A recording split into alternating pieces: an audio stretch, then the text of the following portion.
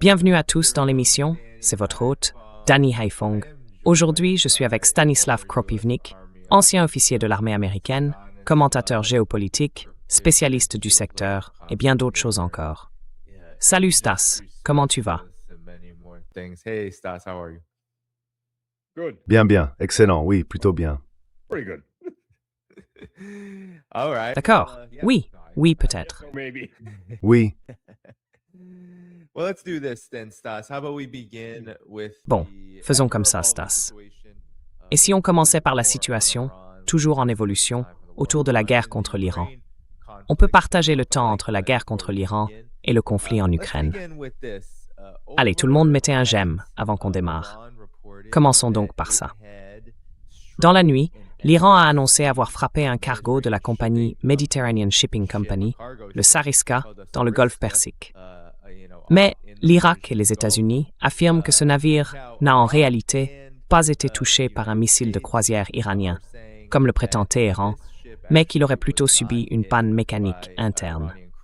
Quoi qu'il en soit, cette attaque serait une riposte à la frappe de vendredi contre un cargo qui se dirigeait vers un port iranien.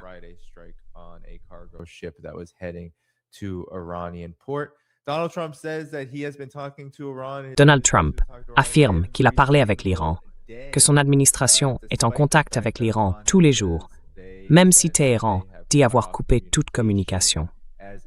Pendant ce temps, Israël, malgré la grosse dispute entre Trump et Netanyahou, et malgré ce qui devait être une pause ou un report de l'intensification des frappes au Liban, continue de frapper le Liban.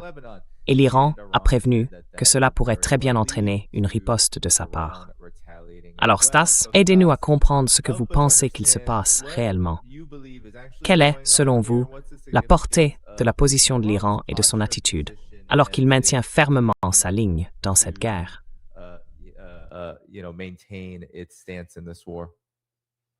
We'll start with Netanyahu and Trump. on va commencer avec Netanyahou et Trump. C'est un de ces moments où, tu sais, il lui dit un truc du genre « Tout le monde te déteste et tout le monde déteste Israël. Je suis le seul truc qui t'empêche d'aller en prison. » Et là, Netanyahou lui met une claque et lui balance « T'es à moi. » Et voilà où on en est. J'adore aussi ce petit message de Trump, enfin c'est pas un tweet, c'est sur son réseau, où il dit « Ouais, j'ai empêché les Israéliens de marcher sur Beyrouth. » Comme s'ils en étaient capables. Franchement, les Israéliens se font démonter tous les jours par le Hezbollah. Alors non, ils n'iront pas marcher sur Beyrouth.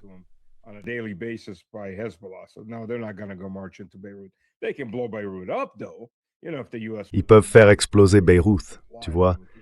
Si les États-Unis ne leur fournissaient pas, tu sais, ces bombes de 900 kilos qu'ils utilisent pour aplatir des immeubles d'habitation, des bâtiments de 10 ou 15 étages.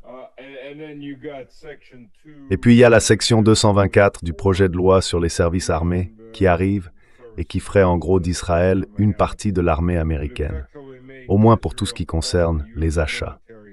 Ils pourraient commander ce qu'ils veulent et c'est le contribuable américain qui paierait. D'ailleurs, il paye déjà, mais au moins pour l'instant, il y a un petit contrôle parce que ça passe par le département d'État. Là, ça contournerait complètement tout ça. Je suppose qu'il pourrait même commander un porte-avions, tant qu'à faire.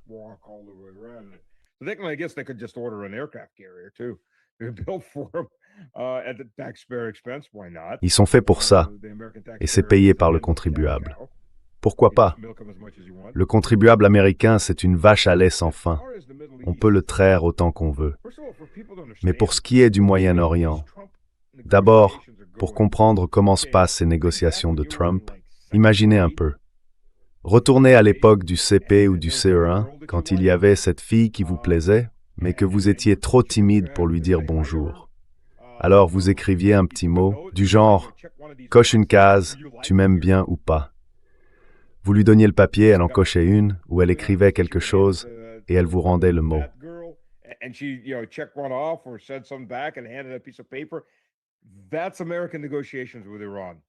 Ce sont les négociations américaines avec l'Iran qui passent par le Pakistan. Le Pakistan, c'est un peu la messagère au milieu. C'est comme ça que les discussions se font en ce moment. Ce n'est pas du face-à-face.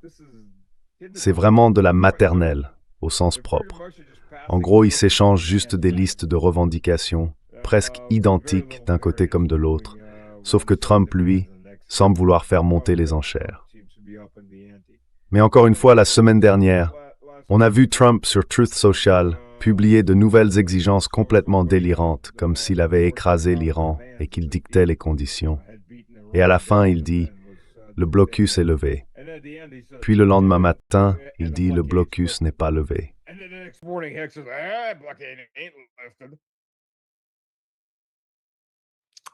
Stas, it seems like we're having some connection issues. Stas, on dirait qu'on a quelques problèmes de connexion. Tu m'entends toujours? Quoi qu'il en soit, le blocus n'a pas du tout été levé. Il est resté en place. Le CENTCOM a dit qu'il continuait le blocus. Mais Stas, je t'ai perdu un moment. Ah, je crois que tu reviens. Oui, te voilà de nouveau. Ah, tu m'as perdu? Oui, oui. Vous avez dit que Trump avait affirmé que le blocus était levé. Je crois qu'il l'a glissé en tout petit, au milieu d'un message de 500 mots sur Truth Social. Mais allez-y, continuez.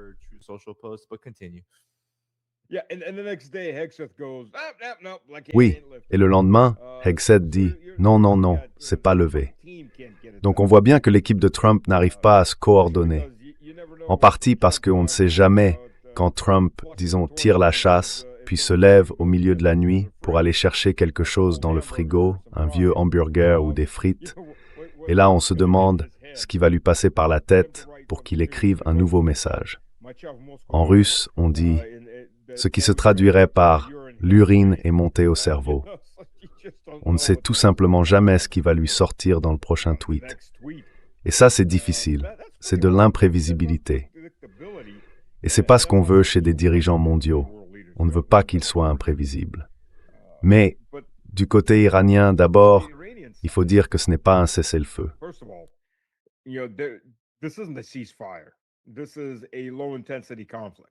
C'est un conflit de faible intensité. Les États-Unis frappaient l'île de Chatham et on a vraiment l'impression qu'ils essayaient de l'affaiblir avant de faire quelque chose. Ils frappent, puis ils se retirent. Et ensuite ils disent, en gros, « Ah non, ne nous ripostez pas ». L'Iran a frappé une base militaire américaine au Koweït, apparemment tuant 4 ou 5 soldats américains, en réponse à la mort de 4 membres de la marine iranienne, tués par les États-Unis. C'est du donnant-donnant. C'est un conflit de faible intensité, pas un cessez-le-feu. Mais apparemment, d'après ce qu'on entend, l'Iran aurait déclaré qu'il se retirait de son accord de non-prolifération nucléaire. Et si la rumeur est vraie, ils auraient une arme nucléaire, au moins une. Les États-Unis ont fait un excellent travail pour éliminer tous ceux qui disaient non aux armes nucléaires. Et apparemment, eux-mêmes en auraient développé une. Peut-être qu'ils l'ont obtenue, Judith.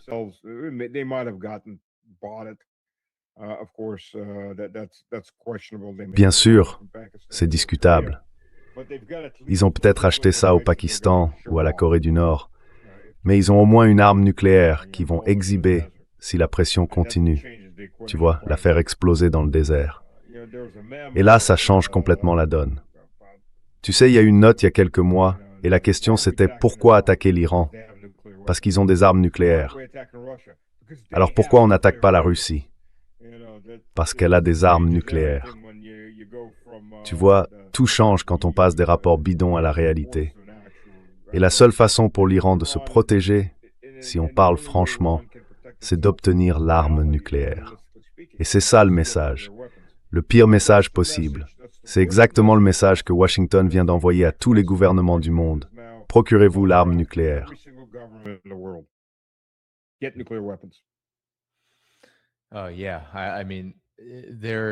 Oui, enfin, je veux dire, il n'y a pas vraiment d'autre solution quand on fait face à une guerre sans fin, jour après jour, année après année.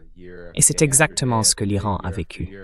Alors Stas, ce qui me déroute, ou peut-être que ça déroute beaucoup de gens, c'est que d'un côté, l'Iran riposte à chaque fois que les États-Unis mènent ces frappes limitées.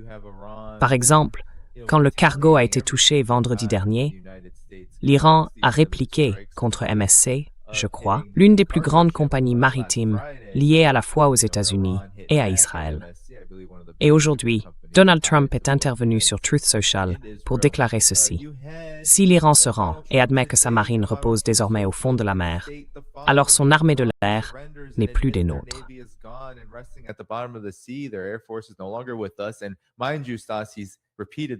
Et fais bien attention, Stas. Il a déjà répété cette déclaration, ce message sur Truth Social. Et si jamais toute leur armée quittait Téhéran, les armes jetées à terre, les mains levées en disant « je me rends », tout en agitant le drapeau blanc. Eh bien, le nouveau et défaillant New York Times, le China Street Journal, autrement dit le Wall Street Journal, la chaîne corrompue et désormais sans importance CNN, et tous les autres membres des médias de fausses informations diraient qu'il s'agit d'une victoire magistrale et brillante de l'Iran sur les États-Unis d'Amérique. Alors que franchement, ce n'est même pas comparable. Mais si la marine iranienne est maintenant au fond de la mer, comment se fait-il qu'ils tirent encore des missiles anti-navires sur des cargos? Et comment se fait-il qu'à chaque frappe américaine, l'Iran riposte? Je crois qu'ils ont aussi capturé quelques drones, des MQ-1, des MQ-9. Alors toi, comment tu expliques ça? How do you explain this? Eh bien, vous savez, Trump disait qu'ils avaient coulé 11 navires iraniens. Et puis 2 semaines plus tard, c'était 157. Peut-être qu'ils comptent les barques à rames. Oh, regardez, il y a 2 barques à louer, faisons-les sauter. Voilà, 12 navires de plus qu'on a coulés. Je ne sais pas d'où il sort ces chiffres. Je pense qu'il invente sur le moment, comme le font souvent les personnalités narcissiques. Les menteurs pathologiques font ça aussi. D'ailleurs, le problème avec un menteur pathologique, c'est qu'il finit par croire à ses propres bêtises. Si vous n'avez jamais côtoyé un menteur pathologique, je ne sais pas si Trump en est un, je dis juste ça comme ça.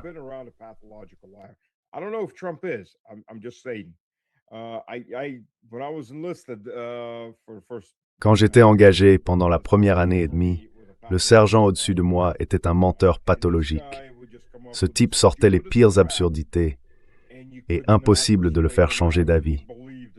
Il croyait vraiment à ses propres mensonges.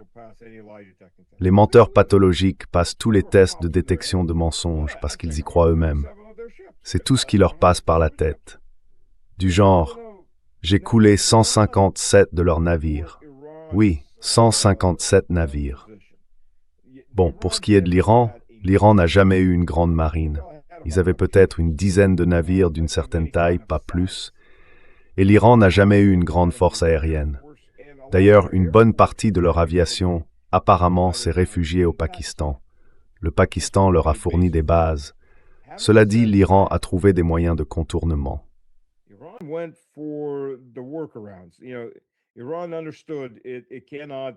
L'Iran a compris qu'il ne pouvait pas affronter les États-Unis sur le champ de bataille.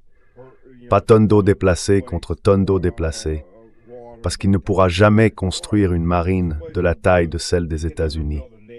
Il n'en a tout simplement pas les moyens. Il n'a pas non plus choisi l'option de la force aérienne, la même option aérienne. Mais il n'en avait pas besoin. Il a suivi d'autres voies technologiques. Aujourd'hui, l'Iran possède des centaines de vedettes rapides. Ce sont des bateaux pour 2 hommes, vous savez, du même type que ceux que les États-Unis adorent faire exploser dans les Caraïbes et maintenant dans le Pacifique Est, soi-disant pour lutter contre le trafic de drogue, sans jamais vraiment vérifier ce qu'il y a à bord. Mais sur les bateaux iraniens, il n'y a pas de drogue. Ce qu'il y a sur ces bateaux, ce sont des missiles anti-navires à courte et maintenant à moyenne portée.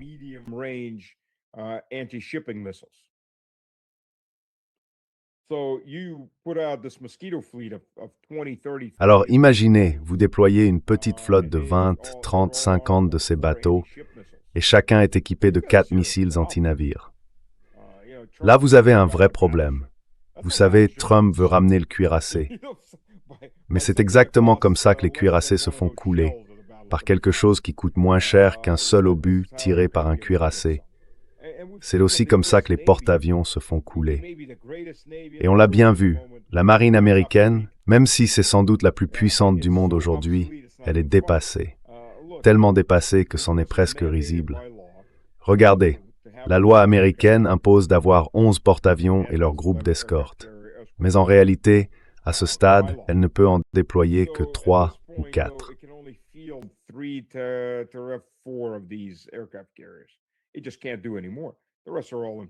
Elle ne peut tout simplement plus rien faire. Les autres sont tous à quai. Ils ne peuvent pas s'en débarrasser, parce que la loi ne le permet pas. Le Congrès, dans sa grande sagesse, en a décidé ainsi. Mais ils ne peuvent pas non plus les entretenir. Ils ne peuvent pas les remettre en mer. Ils n'ont pas le personnel, ils n'ont pas le matériel, ils n'ont pas l'argent. Alors à quoi bon? Vous savez, autrefois, quand un porte-avions américain arrivait près d'un pays de taille moyenne, ce pays se sentait menacé, bombardé, et ainsi de suite. Eh bien, je suppose que les États-Unis peuvent encore faire ça à un petit pays, 5 millions d'habitants, 10 millions peut-être. Mais ils ne peuvent plus le faire à une puissance régionale. Ils ont envoyé 2 porte-avions, et même là, ils n'y arrivent pas. Ils n'arrivent même pas à le faire face aux Houthis. Les Houthis ont mis une sacrée claque à la marine américaine.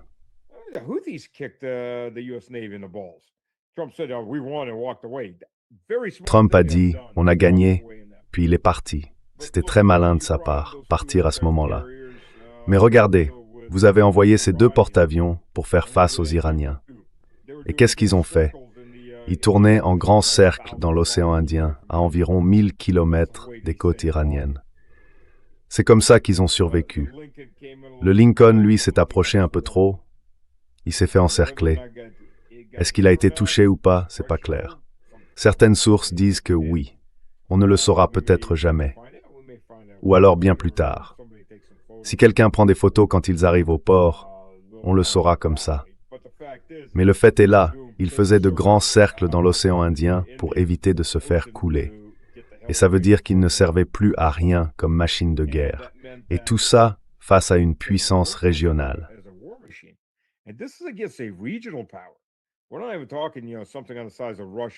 On ne parle même pas, tu vois, d'un pays de la taille de la Russie ou de la Chine qui ferait tout simplement couler ses porte-avions avec des missiles hypersoniques. Enfin, regarde, un sous-marin russe surgit à 200 km d'un porte-avions américain. Bonne chance pour le repérer là-dedans. C'est une sacrée étendue d'océan, un rayon de 200 km. Il émerge à cette distance, tire 3 ou 4 zircons, des missiles hypersoniques. Ils arrivent en 2 minutes, 3 minutes maximum. Rien pour les arrêter. Il n'y a rien sur ce porte-avions qui puisse les intercepter à part le porte-avions lui-même. Voilà la technologie moderne. Donc voilà où on en est aujourd'hui. C'est la réalité à laquelle on fait face.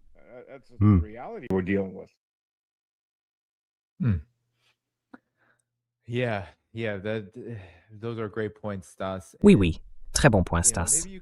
Et tu sais, peut-être que tu peux aussi nous aider à comprendre maintenant. Ce qui est intéressant, c'est que beaucoup de gens dans notre audience pensent que l'histoire d'Axios, c'était juste un scénario hollywoodien. Et ce n'est pas comme si on n'avait jamais vu ça avant. Axios ou d'autres médias nous ont déjà raconté que Netanyahou et Trump, et même Biden avant eux, avaient eu des moments comme ça, des échanges tendus. Et cette fois, apparemment, Netanyahou, comme tu l'as dit, Trump lui aurait lancé « Mais t'es complètement fou, tout le monde va te détester pour ça. Israël est déjà isolé. » Et ensuite, Israël aurait décidé, au moins de reporter l'élargissement des frappes.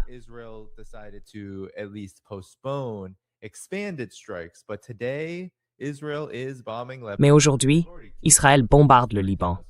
Ils ont déjà tué plus de 3000 personnes là-bas, peut-être même davantage, depuis, je crois, le 2 ou le 3 mars, quand cette nouvelle phase de la guerre a commencé. Mais le Hezbollah et l'Iran ont tous deux déclaré qu'ils allaient intensifier leurs frappes contre Israël si ces attaques se poursuivent. Parce que c'est un élément essentiel du cessez-le-feu, Stas. Ou du moins, de ce qu'on appelle le cessez-le-feu. Alors oui, est-ce que les États-Unis et Israël peuvent vraiment se permettre que les hostilités s'intensifient comme elles risquent de le faire si Israël continue son offensive au Liban? On a l'impression que l'économie mondiale elle-même ne tient plus qu'à un fil. Beaucoup d'économistes disent qu'il nous reste à peine quelques semaines avant que le drapeau rouge de la récession ne commence à flotter. red flag of recession begins to wave. Well, first of all, the US is already in recession. Let's be real. Bon, d'abord, les États-Unis sont déjà en récession. Faut être réaliste. Je pense que le drapeau rouge du « on n'a plus de carburant » commence à s'agiter. Pas que vous le remarqueriez en regardant les marchés, bien sûr. Franchement, on pourrait parler d'addiction au copium ou carrément à l'opium. Mon Dieu. Vous savez, je pensais autrefois que les marchés, c'est disons 50 ou 60% de fondamentaux et le reste d'émotions. Là, c'est plutôt 99% d'émotions. Il n'y a plus aucun fondement réel en vue. Parce que si les marchés reposaient vraiment sur des fondamentaux, on serait en pleine panique en ce moment. Et pourtant, on voit le prix du pétrole baisser. Bon, il monte, il descend, mais quand même, il passe sous la barre des $100, il descend même vers les 4,20. Sérieusement?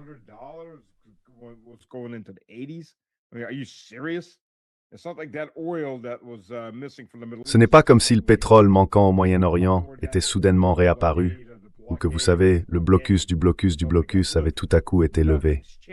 Rien n'a changé.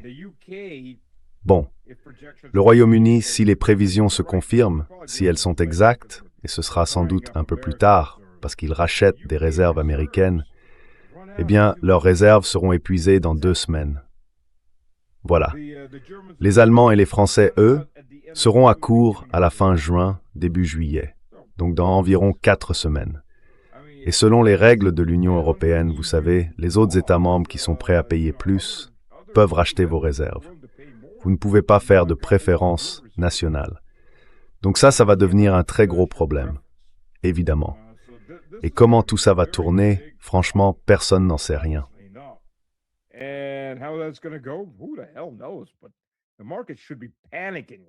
Mais le marché devrait être en train de paniquer là tout de suite. On ne parle même pas encore de ce qui va se passer quand on arrivera aux premières récoltes. Les prix des denrées alimentaires vont exploser. Et d'ailleurs, on annonce un super El Niño cette année.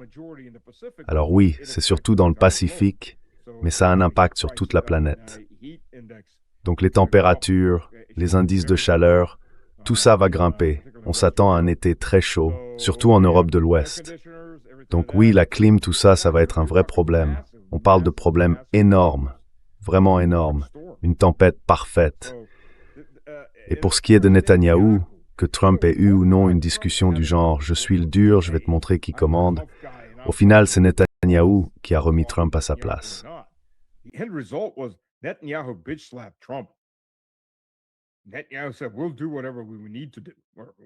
Netanyahou a dit « on fera tout ce qu'il faut faire ». Du moins, c'est ce qu'il pense. Et ça montre bien que Trump est incapable de faire quoi que ce soit. Il est impuissant. Et tout le gouvernement américain à ce stade appartient pratiquement à Israël. C'est absolument évident. Regardez ce qu'ils ont fait avec Massie. C'est une ingérence énorme. Le Parti républicain, à ce stade, devrait être obligé de s'enregistrer comme agent étranger. Les démocrates, c'est quoi? Un peu plus de 80%. Les républicains, eux, sont presque entièrement sous contrôle. C'est ridicule, au-delà de tout. Dans 100 ans, les historiens vont se tordre de rire en voyant qu'un pays de la taille des États-Unis a fini par appartenir à un seul État. Un pays qui a moins d'habitants que la ville de New York, là où vous vivez. C'est absurde, mais c'est la réalité.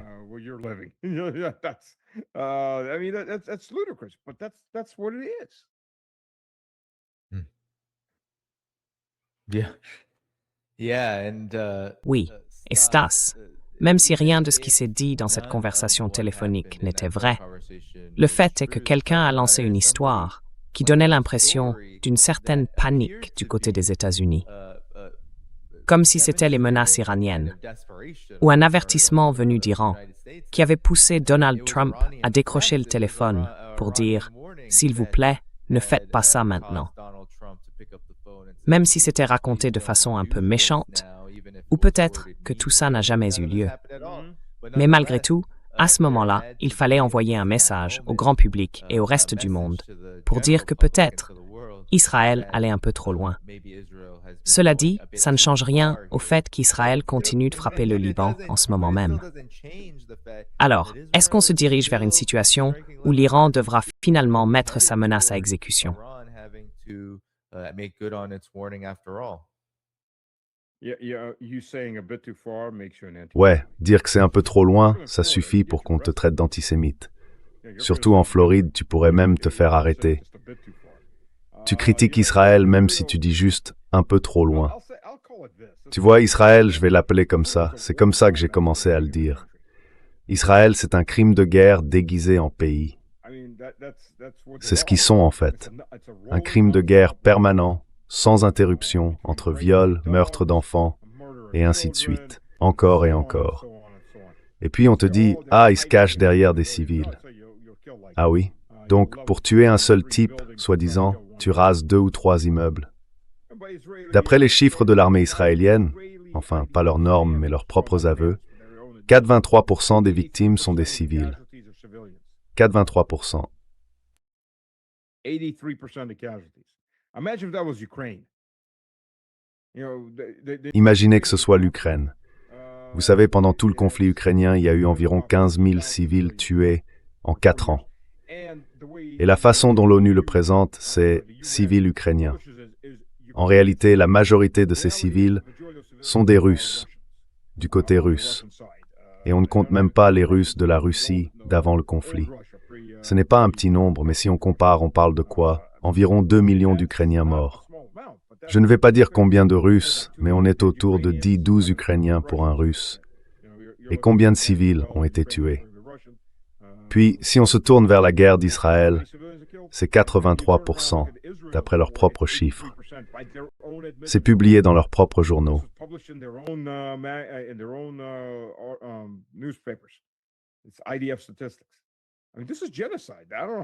Ce sont les statistiques de Tsahal. Franchement, c'est un génocide. Je ne vois pas comment le dire autrement. Vous tuez 4 à 5 civils pour chaque combattant ennemi. Ne me dites pas qu'ils se cachent tous derrière leur famille. C'est exactement le genre de discours que les États-Unis, avec l'Occident, diffusaient à propos de la rébellion dans l'est de l'Ukraine. C'était juste une rébellion. Ah, les rebelles tirent sur les écoles avec leurs enfants à l'intérieur. C'était tout aussi absurde à l'époque. Mais bon, il y a plusieurs aspects ici. Il existe un mouvement dans le judaïsme qu'on appelle le Chabad, d'accord? Le Chabad vient du sud-ouest de l'Ukraine, l'actuel sud-ouest de l'Ukraine. À l'époque, c'était l'Empire russe. Et c'est en gros la branche religieuse du sionisme.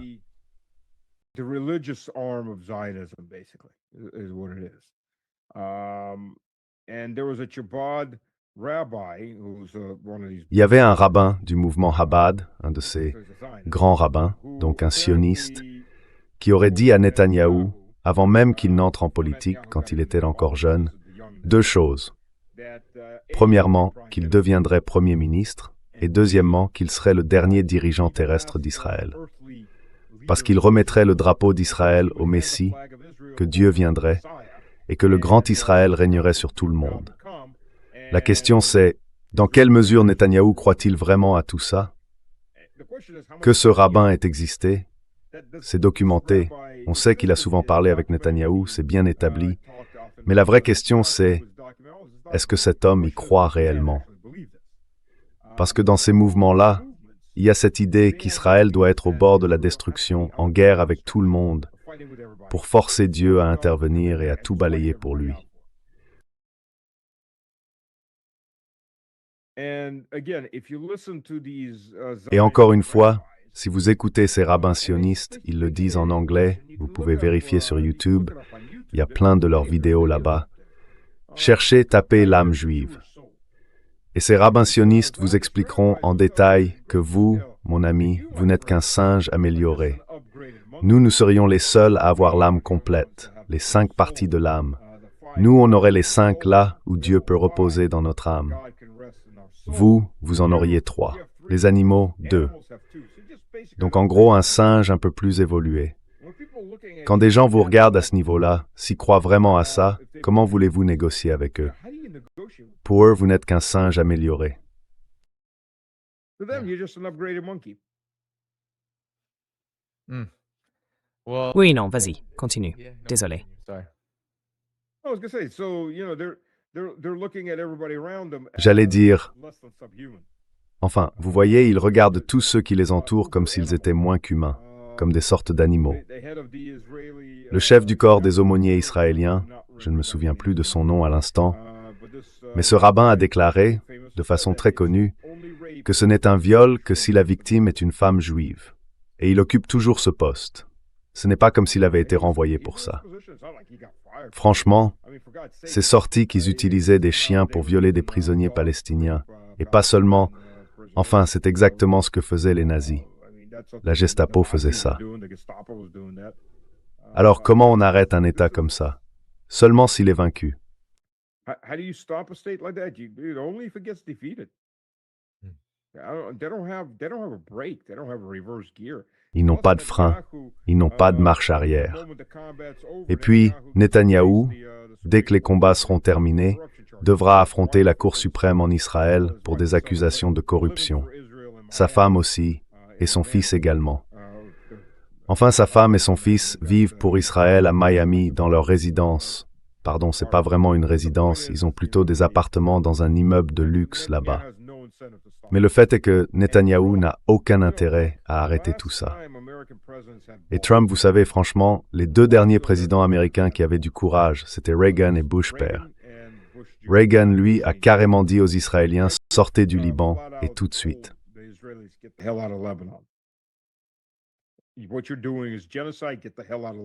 Ce que vous faites, c'est un génocide. Foutez le camp du Liban. Ils sont sortis du Liban. Ils ont compris le message. Parce que Reagan pouvait tout simplement les couper complètement. Papa Bush, lui, les a vraiment coupés. Il a arrêté le transfert de matériel et tout le reste pour les remettre au pas. C'est tout. À partir de Clinton, Bush fils, Obama, Trump 1, Biden, ils leur ont donné tout ce qu'ils voulaient. Mais au moins, ils étaient assez malins, y compris Trump 1.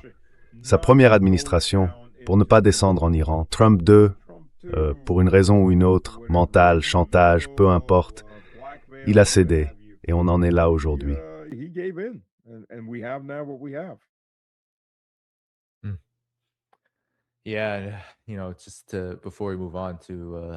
Oui.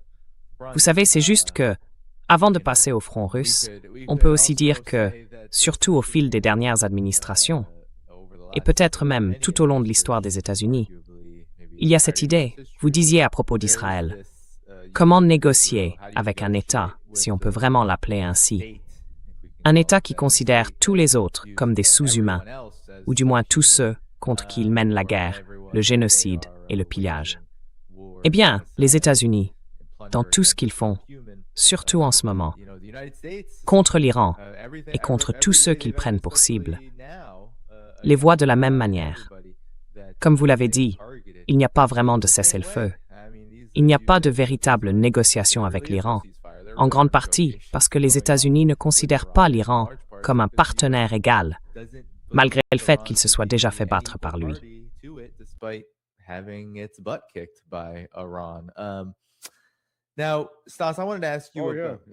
Alors, Stas, je voulais te poser une question sur le front russe. Ces derniers jours, on a vu d'énormes frappes s'abattre sur Kiev, presque sans interruption. Lors de la dernière série majeure d'attaques, plusieurs missiles Zircon ont touché la ville. D'après les médias occidentaux, 22 personnes auraient été tuées. Un immeuble se serait même effondré sous la force des frappes. Peux-tu nous expliquer ce qui se passe du côté de la Russie? Pourquoi cette escalade? Pourquoi cette intensification des attaques? On dit qu'ils ont utilisé un Husnik dans la première vague. Pourquoi maintenant? Pourquoi la Russie agit-elle de cette façon à ce moment précis? Et jusqu'où cela va-t-il? Quelle est la portée et la signification de tout ça?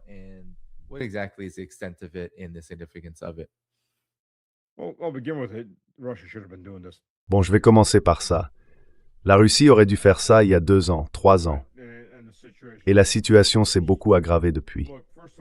Écoutez, d'abord, la raison pour laquelle le Husnik a été utilisé, c'était pas à Kiev.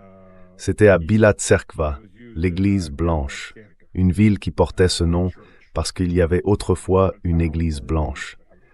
Je ne sais pas si cette église existe encore, mais c'est de là que vient le nom. Eh bien, cette ville a une base aérienne.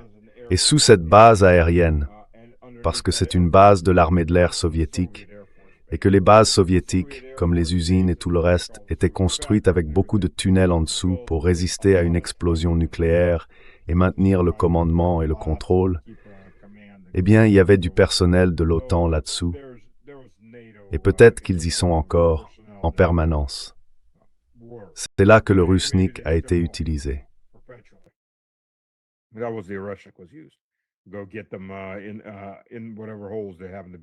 Allez les chercher, peu importe les trous où ils se cachent. Regardons ce que font les Ukrainiens.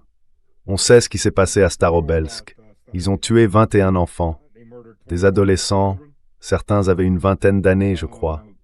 Ils dormaient, 40 autres blessés, plus de 40. Et ils ont frappé un dortoir. Oui, un dortoir, ils ont tué des enfants. Et ce n'était pas un missile égaré, c'était 16 drones. Ils avaient fait de la reconnaissance. On les avait repérés avec des drones de reconnaissance au-dessus de la zone, une demi-journée plus tôt. Ils savaient exactement ce qu'ils visaient. Bien sûr qu'ils savaient. C'est à ça que servent les drones. On contrôle ce qu'on frappe. J'ai des amis qui reviennent tout juste d'un trajet vers Zaporizhia. Ils circulaient sur la route Rostov-Taganrog-Mariupol, qui mène ensuite à Kherson, des villes évidemment pas encore libérées.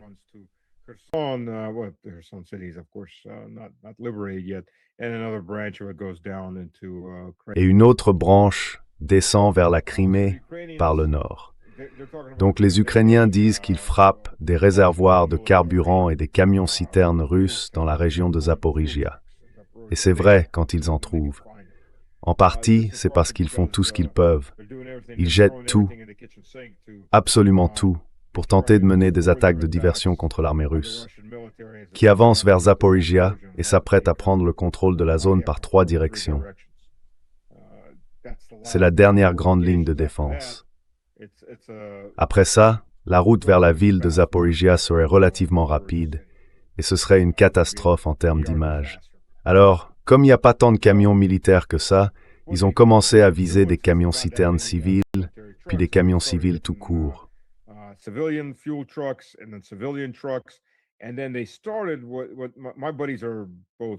Et puis ils ont commencé, enfin mes potes sont tous les deux d'anciens militaires, des officiers supérieurs à la retraite, et ils ont vu la voiture juste devant eux exploser. Parce que ce que les Ukrainiens ont commencé à faire, enfin on parle d'une autoroute à 4 voies, d'accord? Ce qu'ils ont commencé à faire, c'est à miner la route à distance, à déposer des mines directement sur la chaussée. Et la plupart du temps, c'est du trafic civil, à plus de 95%. Les voitures de civils avec des gens à bord roulent et percutent ces mines. En moyenne, l'Ukraine tue entre 5, 10, parfois 12 civils chaque jour. Chaque jour. Et là, je ne parle même pas des grands événements comme... Est-ce que je lui ai déjà parlé de la gamification de la guerre? Je crois que oui, mais je suis sûr que le public apprécierait qu'on rafraîchisse un peu la mémoire. Bon, alors avec les Ukrainiens, c'est un autre concept de l'OTAN et par l'OTAN est transmis à l'Ukraine.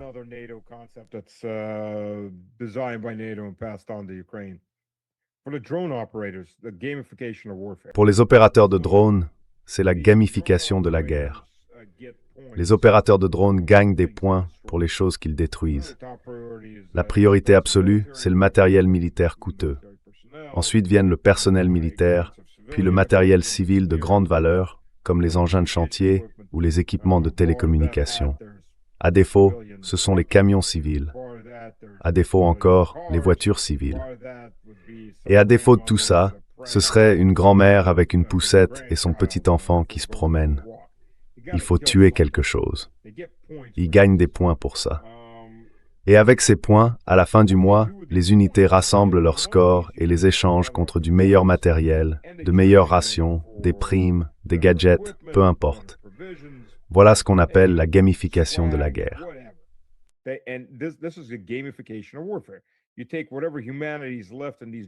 On enlève ce qui reste d'humanité chez ces opérateurs de drones. On leur arrache tout. Ils ont besoin de tuer quelque chose. Alors si le drone tourne encore, que la batterie est presque vide et qu'il n'y a pas de cible intéressante dans le coin, eh bien il y a des enfants qui jouent dans un bac à sable. Ça marche aussi. Et c'est ça la réalité. C'est avec ce genre d'être humain qu'on a affaire. Ce sont eux qui commettent ce genre d'atrocités. Alors oui, la colère en Russie ne fait que grandir encore et encore. Si vous demandez à un Russe moyen, il va vous dire « Mais enfin, c'est quoi Kiev, sinon un cratère ?» Cela dit, une des raisons pour les Ukrainiens se font frapper par des Kinzhal plutôt que, disons, des Iskander, c'est que les Kinzhal sont supersoniques.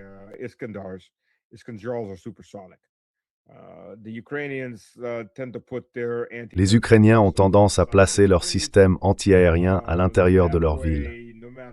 Comme ça, quoi qu'il arrive, s'ils interceptent un drone ou un missile et qu'il retombe sur quelque chose, un immeuble civil par exemple, ils peuvent crier « Atrocité russe! Atrocité russe !»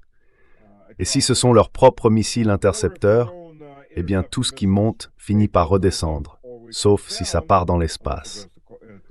Donc ça retombe quelque part dans la ville.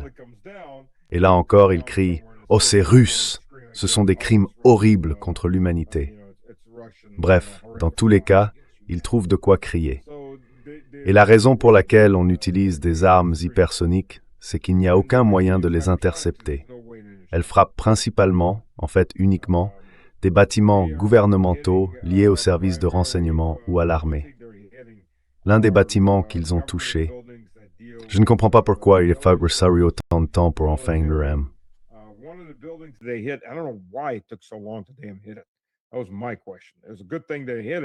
C'était ma question. C'est bien qu'ils l'aient frappé, mais la vraie question, c'est pourquoi. Ils ont touché une vieille usine de tracteurs à l'ouest de l'Ukraine qui servait de principal terrain d'entraînement pour nous tous, et ça faisait longtemps qu'elle était là. Ça aurait dû être l'une des toutes premières cibles à être frappée. Bon, au moins elle l'a été, et elle a été détruite. Mais vous savez, en 2026, elle aurait dû être visée dès 2022 ou 2023. Beaucoup de ces cibles auraient dû être traitées à cette époque-là. Au moins elles le sont maintenant.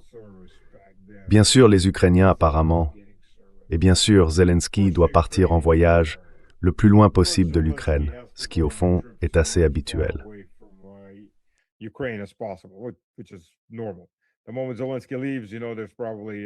Au moment où Zelensky s'en va, tu sais, c'est qu'il a sans doute de bonnes infos, qu'il y a quelque chose qui se dirige vers lui. Il passe la plupart de son temps hors d'Ukraine à demander plus d'argent. Et d'ailleurs, pour bien comprendre la situation des Ukrainiens cette année, l'an dernier, ils ont reçu environ 360 milliards de dollars. Un peu plus de 200 milliards venaient d'Europe. Et 150 milliards supplémentaires des États-Unis. Voilà, c'est ça la situation. Donc ça s'intensifie et je vais te dire ce qui a encore renforcé tout ça, le fait que l'Iran puisse réduire en ruine 13 bases américaines. Tout le monde regarde ça. En Russie, les factions les plus dures observent et se demandent, tu vois, est-ce qu'on est en train d'entrer dans une guerre nucléaire?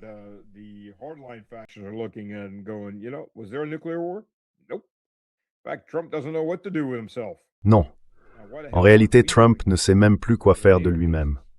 Pourquoi diable on ne fait pas la même chose avec les bases de l'OTAN? Et puis, quand on ajoute à ça que l'Estonie, la Lettonie et la Finlande autorisent des survols de leur territoire pour attaquer des positions russes, eh bien, si tu fais ça, tu ne peux plus te dire neutre, ni dire que tu soutiens juste un intermédiaire. Là, tu deviens un combattant direct. Et d'après les services de renseignement étrangers russes, la Lettonie serait en train de céder 5 bases aux Ukrainiens pour qu'ils y lancent des drones. Donc oui, la Lettonie participe pleinement à ce conflit en tant qu'acteur actif. Et après, ils viennent dire « Oh, la Russie nous frappe avec des drones ».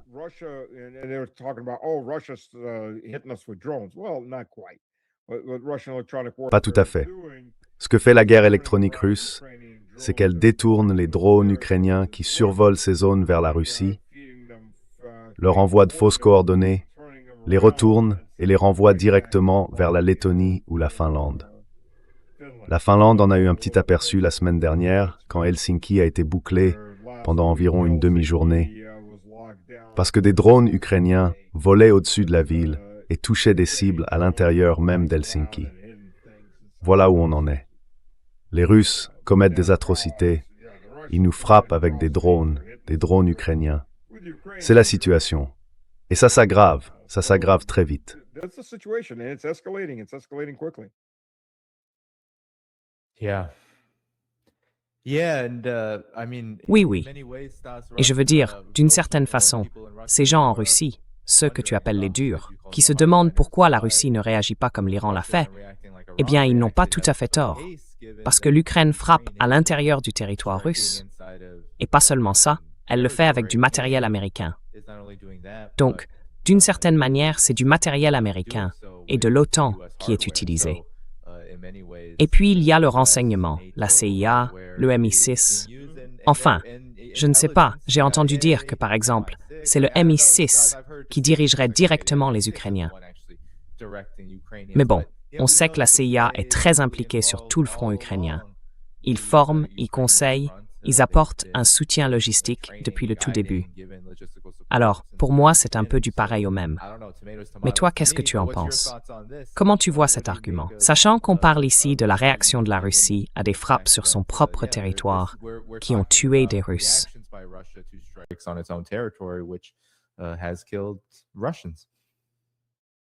Well, the people in eastern Ukraine, formerly eastern Ukraine. Eh bien, les gens de l'Est de l'Ukraine, enfin de l'ex-Est de l'Ukraine, maintenant la Russie, ce sont des Russes. Donc peu importe, vous savez où ils se font tuer, des civils sont tués. MI6, le Mossad, la CIA, c'est une seule et même grande famille. En réalité, il n'y a pas de différence entre eux. Est-ce qu'ils représentent les intérêts de leur gouvernement? Le Mossad, probablement oui, et ça s'arrête là. Et les Européens, la logique, c'est de frapper les bases de l'OTAN. Faire un exemple avec l'Estonie, ou avec la Lituanie, ou la Finlande, pour dire « ne jouez pas avec nous, on a la capacité de vous rayer de la carte ». Et les Européens ont perdu ça. Enfin, les Européens non russes. La Russie, c'est 42% de l'Europe, et si on ajoute la Biélorussie, c'est encore mieux.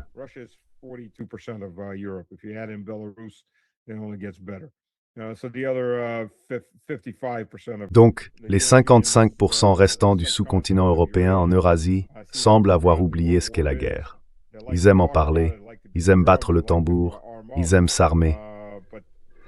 Mais ceux qui font tout ça, aucun d'eux n'a vraiment quelque chose à perdre. Beaucoup ont même la double nationalité. Le jour où tout partira en vrille, ils se tireront, ils prendront l'avion pour les États-Unis ou le Royaume-Uni. Alors à ce stade, on a affaire à... Enfin, soyons clairs, on a affaire à des idiots consanguins. Voilà la classe dirigeante de l'Union européenne. Regardez avec qui on doit composer. C'est de la stupidité pure. Le problème dans la plupart des systèmes démocratiques, c'est qu'on vous dit que l'or va remonter. Non.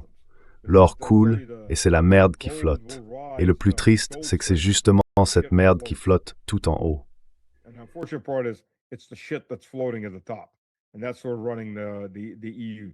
Et c'est un peu comme ça que fonctionne l'Union européenne. Vous avez là, au plus haut poste de ce que j'appelle l'EUSSR, certains des gens les plus stupides, les plus idiots, les plus imbéciles du monde. Ils ont pris tout ce qu'il y avait de pire dans l'URSS et rien de ce qu'il pouvait y avoir de bon. Il y avait pourtant des choses positives, ne vous méprenez pas. Mais ils ont laissé tout ça de côté. Ils ont gardé que le pire. Et ils ont très bien appris ce que c'était, le pire. Et ce sont les élites d'Epstein, ne l'oublions pas. Oui, les élites d'Epstein. Des gens qui littéralement sacrifieraient les enfants de leur propre peuple, sacrifice humain, tout le reste. Et si seulement 10% de ce que les témoins ont dit est vrai, alors ces gens-là sont de véritables satanistes. Alors comment voulez-vous traiter avec eux?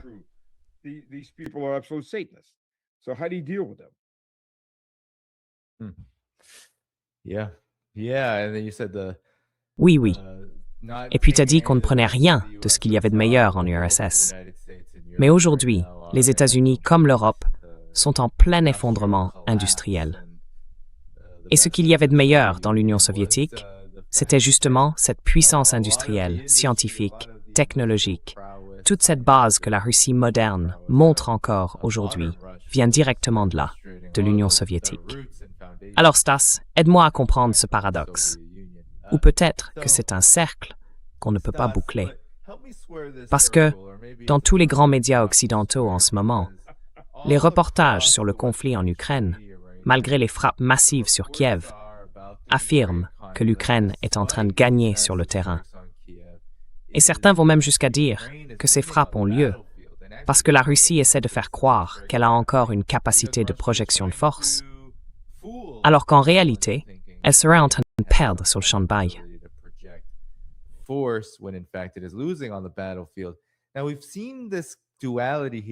On voit bien cette dualité. Depuis des années, on présente la Russie comme perdante sur le champ de bataille. Et depuis le 28 février, l'administration Trump décrit l'Iran comme totalement vaincu. Pourtant, les deux conflits continuent. Et les soi-disant superpuissances, l'Occident collectif, les États-Unis, Israël, ces forces qu'on dit invincibles, ne parviennent pas à conclure ces guerres. En réalité, tout ce qu'elles font, c'est recycler encore et encore les mêmes récits. Pendant ce temps, l'autre camp, la Russie et l'Iran, affirment au contraire que ce sont eux qui progressent sur le terrain, voire qu'ils sont en train de gagner la guerre. Alors, comment comprendre ça? Si la situation était vraiment aussi mauvaise pour la Russie, comme pour l'Iran, pourquoi aucun des deux n'a-t-il été forcé de capituler et de se rendre, comme on nous le répète sans cesse?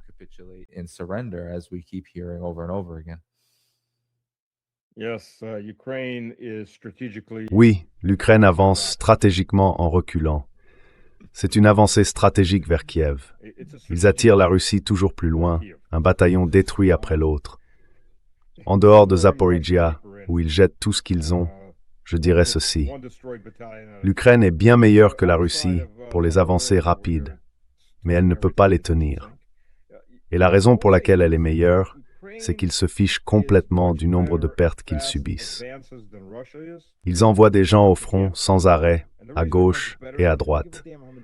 Vous savez, je me souviens avoir lu une interview d'un de ces types enrôlés de force qui avait réussi à se rendre. En réalité, c'est très difficile de se rendre, surtout en plein combat, surtout quand votre propre camp peut vous viser avec un drone dès qu'il vous voit essayer de vous rendre. Ils peuvent même vous tirer dans le dos. Et ce qu'il racontait, son expérience, le gars avait un peu plus de 40.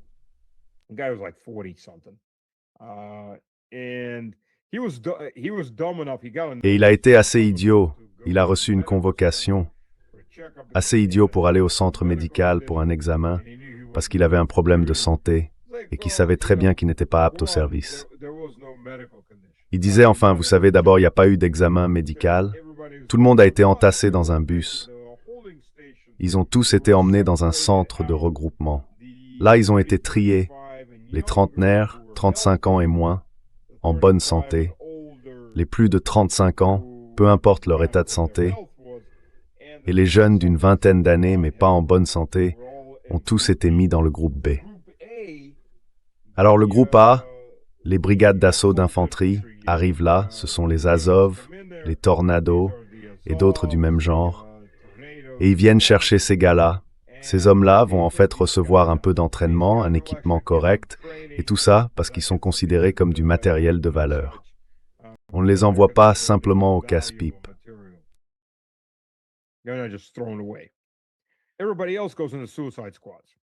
Tous les autres sont envoyés dans des unités suicides. Ils ont deux types de missions. Soit l'infanterie mécanisée avance, ouvre la voie, et eux, ils sont largués derrière pour tenir la position, et ils sont sous-alimentés. Franchement, certaines photos qu'on reçoit, ces prisonniers de guerre ont l'air de sortir d'un camp de concentration. Les prisonniers sont envoyés dans des camps juste pour qu'on puisse les retaper un peu. Ce sont des squelettes qui marchent. Ils n'ont pas mangé depuis des semaines. Certains fouillent partout pour trouver n'importe quoi à manger. Ou alors ils partent pour une attaque désespérée, un dernier barou d'honneur. J'ai un ami qui faisait partie des forces entrées à Kharkiv. Ils sont allés dans l'oblast de Kharkiv. Ils ont pris les hauteurs, ils ont creusé des positions pour forcer les Ukrainiens à les attaquer. Et il m'a dit que devant leur position de combat, il y avait un champ vide long de 2 kilomètres.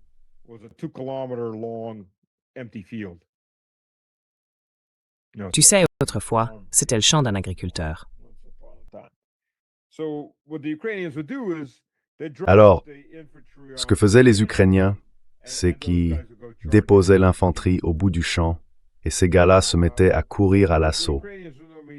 Ce que les Ukrainiens comptaient faire ou pouvaient faire, c'était envoyer 2, 3, parfois 4 vagues d'infanterie suicidaire pour essayer d'affaiblir les positions russes. Ensuite, ils faisaient venir l'infanterie mécanisée, bien entraînée, pour tenter de percer. C'est un peu comme, tu vois, quand je parlais avec lui, la façon dont il décrivait leurs mouvements, c'était évident qu'ils n'avaient aucune formation. C'était juste des types sortis de la rue. Un grand cri, et ils se lançaient à travers un champ large de 2 kilomètres.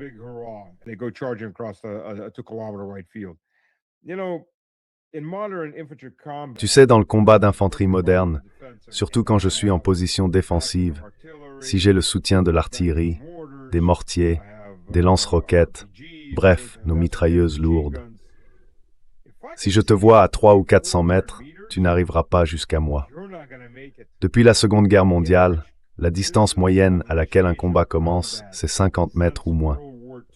Le rôle de l'infanterie, c'est de s'infiltrer jusqu'à ces 50 mètres et d'engager le combat. C'est ce qu'on appelle le combat rapproché. 50 mètres ou moins. Si je te repère à 300 mètres, tu n'atteindras jamais les 50. Je te le dis franchement. Eux, ils démarraient à 2 kilomètres. Ils disaient qu'on tirait à peine sur eux.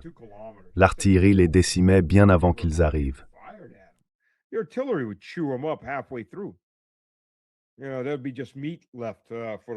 Vous savez, il ne restera que de la viande pour les rats, les chiens, les corbeaux et les cochons. C'est tout. Ensuite, ils amènent le groupe suivant, puis encore un autre, et encore un autre. Et ils continuent comme ça parce qu'ils se fichent complètement du nombre de gens qu'ils perdent. C'est ça le concept auquel on fait face. Ce qui les intéresse avant tout, c'est l'image. Vous voyez, s'ils peuvent obtenir une photo dans une ville qu'ils disent avoir libérée, même s'ils la perdent un jour ou deux plus tard, ça leur est égal. Ils ont leur photo à montrer dans la presse occidentale. Et voilà, on dit que l'Ukraine avance sur tous les fronts. En réalité, elle recule partout, sauf à Zaporizhia. Et là-bas, elle sacrifie des hommes sans compter. C'est ça la réalité. Vous savez, Konstantinovka est sur le point de tomber. 70% du territoire est aux mains des Russes. Il y a un gros groupe d'Ukrainiens encerclés au milieu de la partie sud, et les forces russes referment l'encerclement sur le tiers nord, par le nord et par le sud. Et Konstantinovka, c'est une ville assez importante. Ils ont mis beaucoup de moyens pour la défendre. Et comme on l'a vu à Artyomovsk, comme à Krasnoyarsk, à chaque fois que ces grandes villes sont sur le point de tomber, on commence à entendre que les Russes manquent d'argent, que les Russes, ceci ou cela. Et là, on voit tout un front médiatique occidental qui essaye de détourner l'attention, du genre « regardez là-bas, pas ici, regardez l'oiseau », juste pour que les gens ne voient pas ce qui se passe vraiment.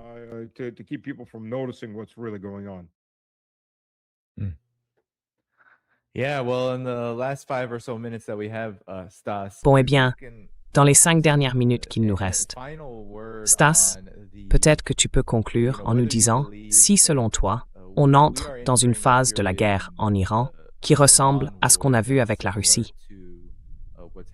Parce qu'avec la Russie, on a vu qu'ils n'ont pas réussi à la vaincre sur le champ de bataille. Ils voulaient que ce soit très rapide. On entendait tout le temps dire « La Russie n'avance pas assez vite, elle n'avance pas ici, elle ne prend pas de territoire assez vite, tout ça. » Alors que ce n'était jamais vraiment l'objectif de la Russie. Aujourd'hui, ce sont les États-Unis et l'OTAN qui ont dû abandonner ce rêve qu'ils avaient, celui de faire s'effondrer la Russie dès les premiers mois, en 2022. Et depuis, ils continuent dans la même direction, à envoyer des Ukrainiens se faire tuer, en espérant que cette fois, le résultat sera différent.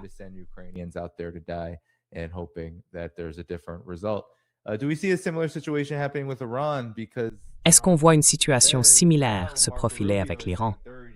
Parce que Trump dit, et maintenant Marco Rubio aussi, qu'il pourrait y avoir 30, 60, 90 jours, voire plus, de négociations avec l'Iran.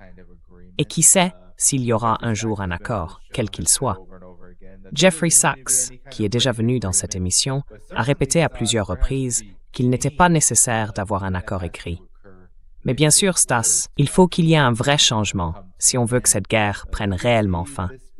Est-ce que tu penses qu'on s'oriente vers une guerre longue, de faible intensité, ou bien vers des bouleversements majeurs qui pourraient échapper au contrôle des États-Unis et d'Israël à cause des conséquences de leur guerre?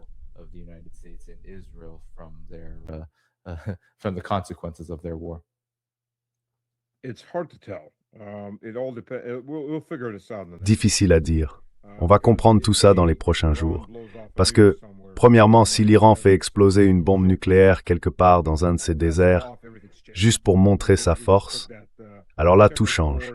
C'est comme si on renversait le plateau de jeu, la table, tout. Deuxièmement, pour les États-Unis, ça pourrait très bien traîner indéfiniment, à faible intensité, sans que ça les dérange trop. Mais si l'Iran commence à tirer sur Israël, là, la donne change. Le problème, c'est que le blocus reste un blocus et le pétrole n'arrive plus. Le gaz du Qatar, lui, est perdu pour les 5 à 7 prochaines années. Donc, qu'on le veuille ou non, l'Europe est dans une très mauvaise posture. Les États-Unis aussi, mais un peu moins que l'Europe.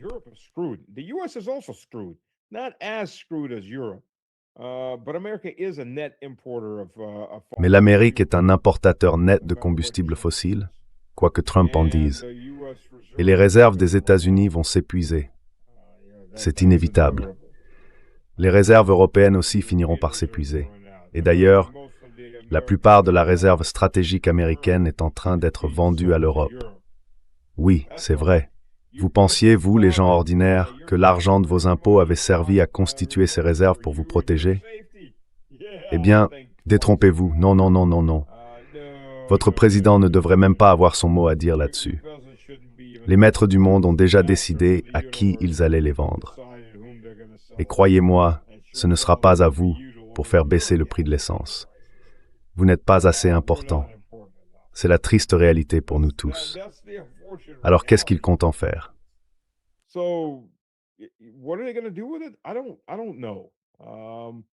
ne sais pas. La pression est bien là.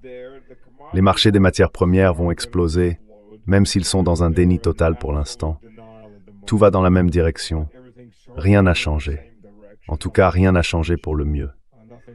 Donc Trump va devoir faire face à ce problème, qu'il le veuille ou non. Les hausses de prix temporaires ne sont pas temporaires. La nourriture n'a pas encore flambé, mais ça va venir. Alors, qu'est-ce que Trump va faire quand la saison des déplacements va vraiment commencer, quand les Américains seront prêts à prendre la route? Oui, ça va faire mal à la pompe. Difficile de partir en vacances quand on ne peut pas se payer le carburant. Qu'est-ce qu'on fait dans ce cas-là? Il va y avoir beaucoup de gens en colère, vraiment beaucoup. Les gens aiment faire des barbecues.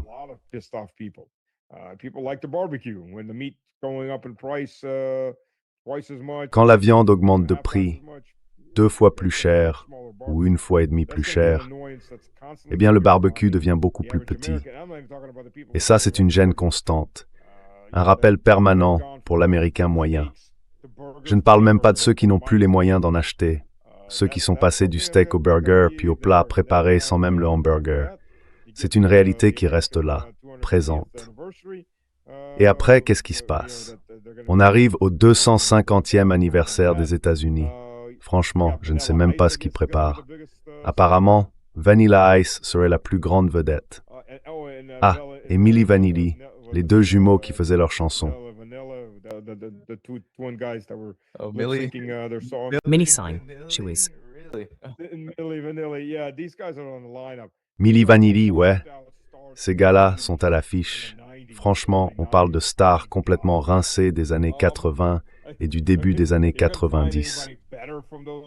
Mon Dieu, sérieux. Vous n'avez pas trouvé mieux dans ces 2 décennies? Ça va être gênant. Ah, attends, j'avais oublié. Ça va faire oublier à tous les Américains tout le reste. L'UFC sur la pelouse de la Maison-Blanche. Je ne l'appelle plus la Maison-Blanche, parce que sous Obama, c'était la White Hut, et sous Trump, ça va devenir la White Trailer. Franchement, du pauvre white trash, quoi. Vous allez avoir un fichu combat de catch sur la pelouse de la Maison-Blanche. Seigneur, c'est un cirque. C'est carrément un fichu cirque. Et après ça, on parle de respect. Imaginez ça à Buckingham Palace. Can you imagine, Buckingham Palace? Hey, let's have a wrestling match, or maybe we'll. Eh, on pourrait faire un match de catch, ou alors courir après des cochons dans la boue, tu vois, sur la pelouse devant. Ça ferait l'affaire. Ou, je sais pas, sur la place rouge, ou devant la tour Eiffel. Enfin non, laisse tomber, il y a un marché gitan en dessous de la tour Eiffel. Mais franchement, dans un pays qui se respecte, t'imagines ça? C'est complètement dingue.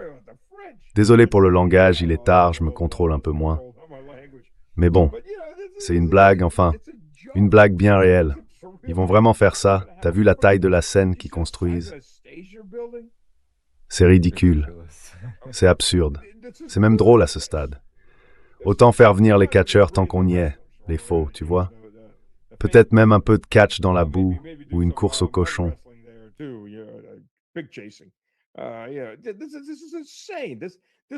C'est complètement fou. Là, on prend la Maison Blanche, la caravane blanche, et on fait tomber la qualité et le respect à zéro. Franchement, les pères fondateurs des États-Unis doivent se retourner dans leur tombe encore et encore. Je suis même étonné qu'on n'entende pas le sol trembler dans pas mal de cimetières à ce stade. On ne pourrait pas inventer un truc pareil. C'est au sens propre du pain et des jeux. Enfin, au moins le cirque. Pour le pain, je ne suis pas sûr. Voilà ce qu'on a sous les yeux. L'Amérique moderne. La voilà, mon ami. Et peu de respect pour nous. Exactement. Et là, le monde entier regarde et se dit, mon Dieu, c'est pas possible. Tu peux pas imaginer. Et maintenant, qu'est-ce qui vient après? Eh bien oui. Tu peux imaginer, il y a 5 ans, si quelqu'un t'avait dit, dans 5 ans, il va t'arriver ça, ça, ça et ça, tu lui aurais répondu, mec, arrête les drogues, ça te grille le cerveau. Et pourtant, on y est. On y est.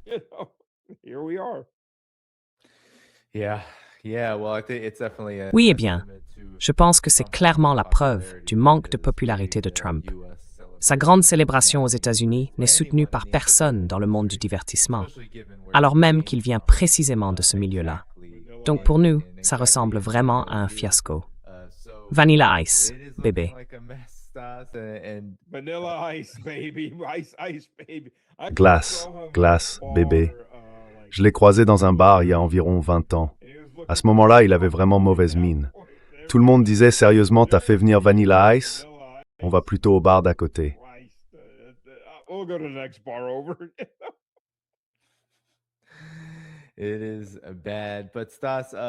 C'est pas terrible.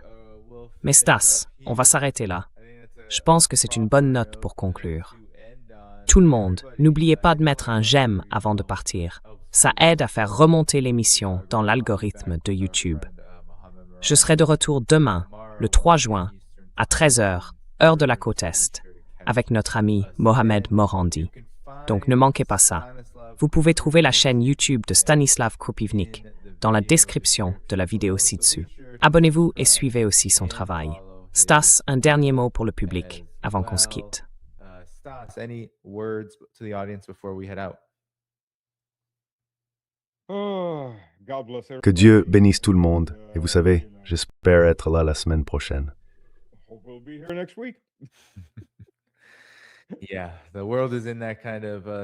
Oui, le monde est dans une situation où les convulsions de l'Empire sont chaotiques et extrêmement dangereuses. Mais malgré tout, on continue. Allez, mettez un petit j'aime avant de partir. Tous les liens pour soutenir cette chaîne sont dans la description de la vidéo, Patreon, Substack et bien d'autres. La chaîne YouTube de Stas y est aussi, alors n'hésitez pas à le soutenir. On se retrouve demain à 13h, heure de la côte Est, le 3 juin, avec Mohamed Morandi. June 3rd with Mohamed Morandi. Bye bye. Santé!